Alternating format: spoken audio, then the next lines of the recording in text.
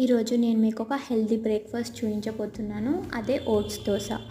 ఇది మనం ఇన్స్టాంట్గా చేసేసుకోవచ్చు. ఫ్రిడ్జ్లో పెట్టుకొని ఒక 2-3 డేస్ వరకు కూడా ఉంటుంది. మనకి ఎలాంటి ప్రాబ్లం ఉండదు.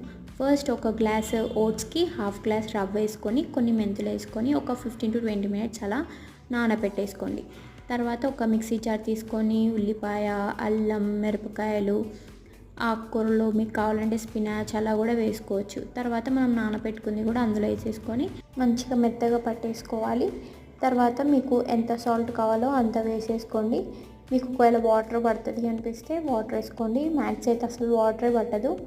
అండ్ మనం పెనం కొంచెం వేడెక్కిన తర్వాత దోశ లాగానే వేసేసుకోవాలి. మీకు క్రిస్పీగా కావాలనుకుంటే సన్నగా వేసుకోండి. సాఫ్ట్గా కావాలంటే కొంచెం మందంగా వేసుకోండి. అండ్ 2 సైడ్స్ కూడా మంచిగా కాల్చుకోండి మీడియం ఫ్లేమ్లో పెట్టుకొని. అండ్ దీనికి టమాటో కానీ మన పల్లి చట్నీ కానీ ఏదైనా కానీ చాలా బాగుంటుంది.